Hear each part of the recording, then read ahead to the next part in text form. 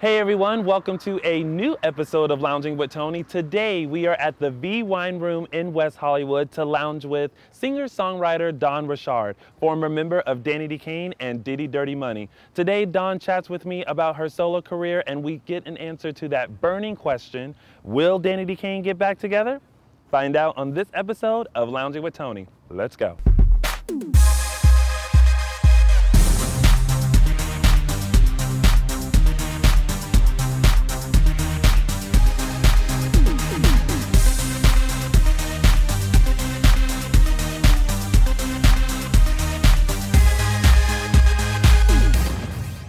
Hey everyone, welcome to Lounging with Tony. I am sitting here with the very beautiful singer-songwriter, Miss Dawn Richard. Thank you, yes, my name is right. I'm from New Orleans. My father is Haitian, part Haitian, my mom is Creole, so there's a lot of French influence. And here it's like, oh, Richard, and you're like, It's fine, yeah, I'm like, yeah, no, it's fine. But it's okay, I mean, I'm Dawn. Dawn, you have your solo projects that you've been working on for quite some time. So congratulations on all of that, Thank you. all of the success of that. Thank you. What made you decide to go solo?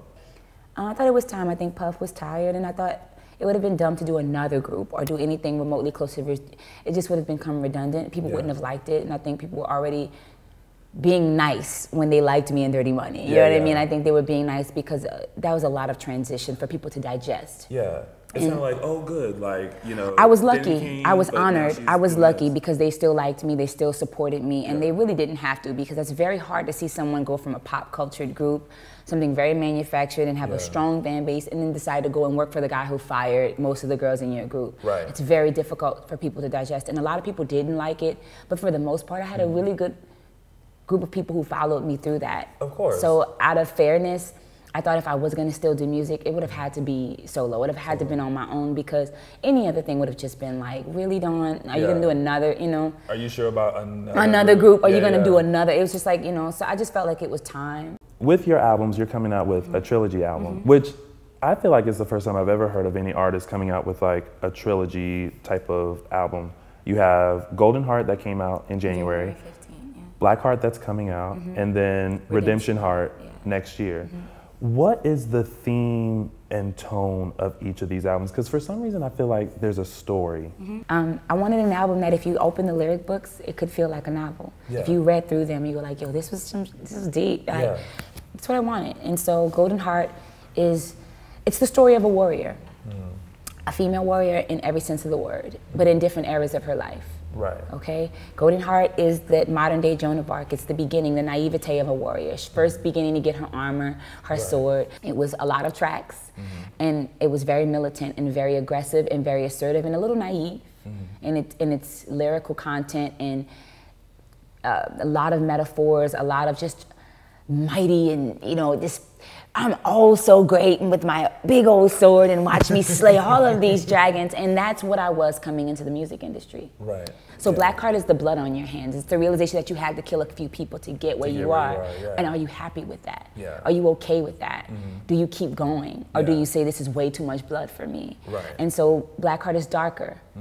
The look of it is darker. That's why the change in the short hair, the shoulder pads, everything is black, everything is really face on, whereas in the Golden Heart, my pose and my fashion was slightly turned, basking in the sun. Oh it's God, life is so good. That's the cover. Armor's on, couture and clean, whereas Black Heart is very dead forward. Dark, Meteors is, and even Meteors, the sound of it is way more extraterrestrial. It's solar, a lot more synth, a lot more heavy. It's just way more above it all. You know, and then Redemption is the reality that, you know, it's okay to fall, because there's an aftermath, there's a recovery. And Redemption Heart will sound like jubilation. And it'll have a very different sound than this. And what I want people to get from it is like, yo, I want people to have favorites. I like the black era. I like the red era. I liked the golden era because it was more of what I like. It was more things that I could relate to. And that's what greatness, you know what I mean? That's when you achieve. I'm not trying to best each album. I'm doing what's honest. Where I am in those moments. So describe your sound for us.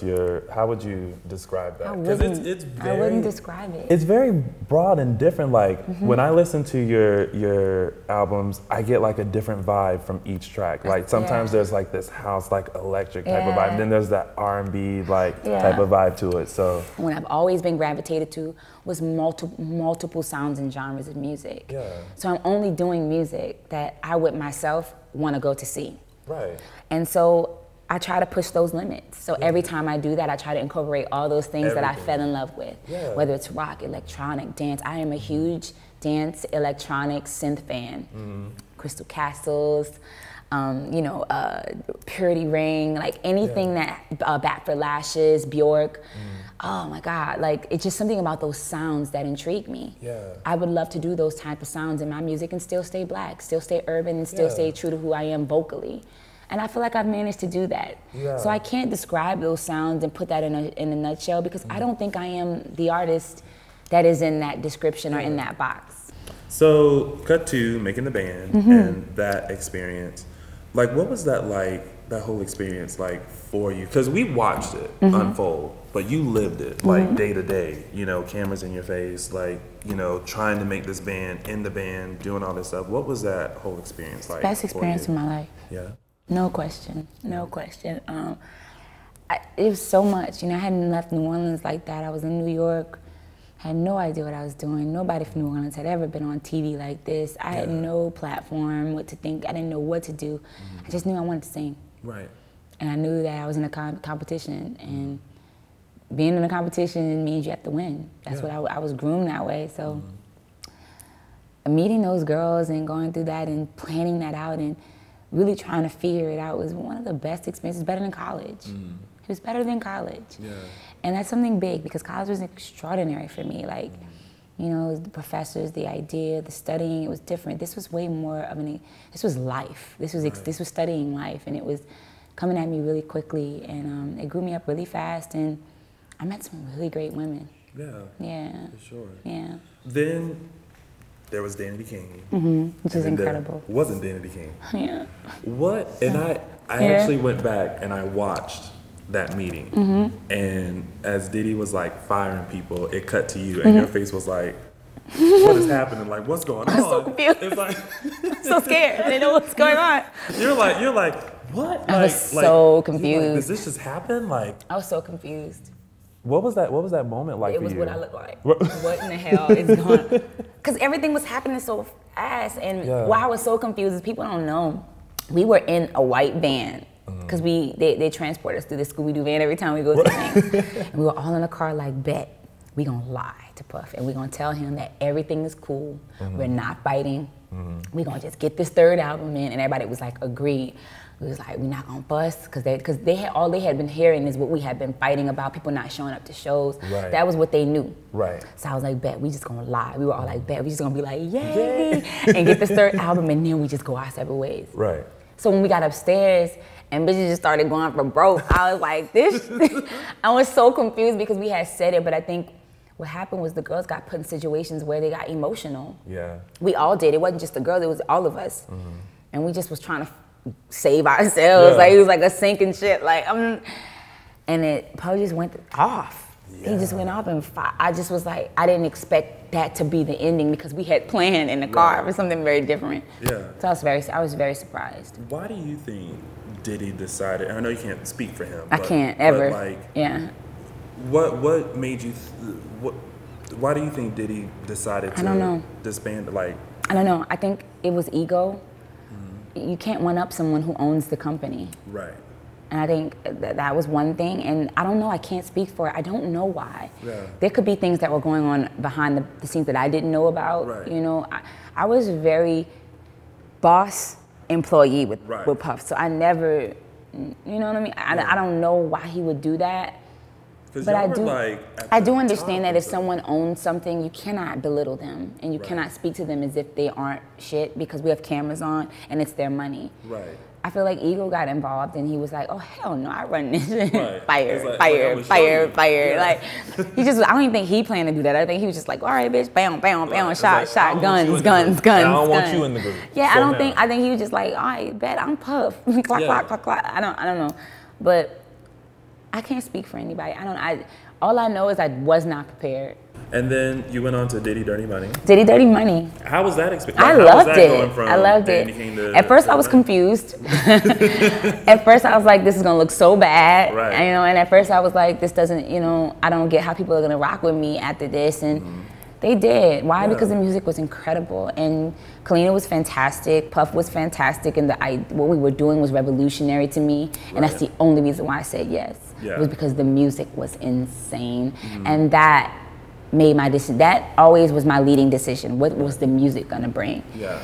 And everything. I always was consistent in that. I always did stuff based off of how great we would be in the art. Right. And so I said yes because he played me records, and I was like, Puff, this is incredible. Yeah.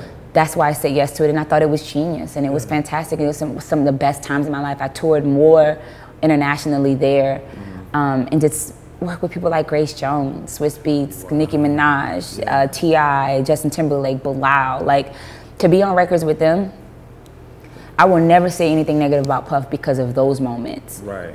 Not many can say that they've been able to work with the best of them and be great on it, be great on those records. Yeah, totally. And then what happened?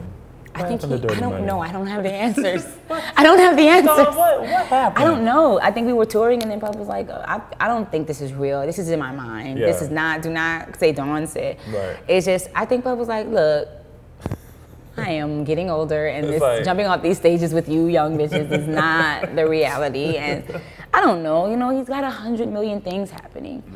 He can't, I think he did great with the project, and I think he was like, it's not really catching the way I would maybe like it to, and so he's, moving on.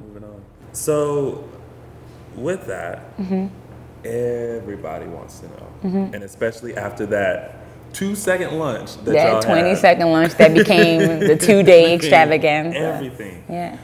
Will Danity Kane get back together? I think we would be crazy if we didn't think about it, and so. I think in the next coming months, you guys will, see where we go and what we maybe will do with it.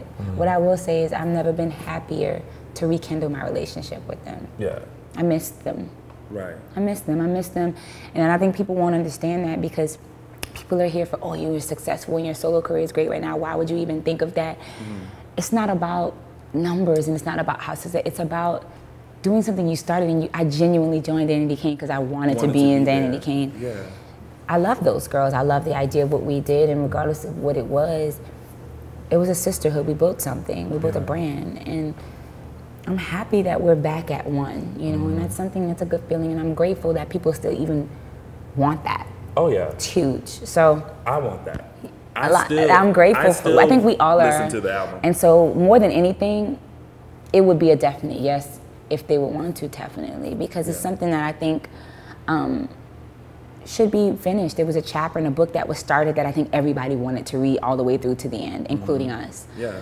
And that's important. So in the meantime, I'm doing my career, and if they ever call they're ready, I'm fucking ready. Got your armor on, you ready? Totally, because that's what friends do, and that's what we built. We built that together. I didn't build Danity Kane on my own. Right. That was all of us. Right. So how dare we not do it again, and how dare we not do it for the fans? So I don't know, we'll see. But I would love to, and I think the girls do too. So if you can put all of your experiences, everything that you've gone through, the ups, the downs, everything, into a song title, what would it be? Gotcha. No, that was a good one. It's a good one. Chasing Clouds. Chasing Clouds. Can't stand on it, but I'm forever trying to. Yeah. It's higher. That's all me. I'm always chasing something that's higher, trying to find the purpose. Yeah. And I think that's beautiful because it always keeps me up. It always keeps me on top. It always keeps me there, closer to God, closer to the idea, closer to flying. Yeah. Yeah. Well, Dawn, thank you so much for sitting here and lounging with me. Yeah, I mean, it's a good time. Meteors just came out.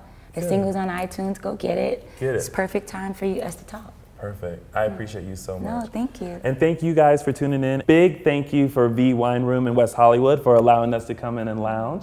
And we will see you guys next time on another episode of Lounging with Tony. For more episodes, subscribe to my YouTube channel, youtube.com/loungingwithtony.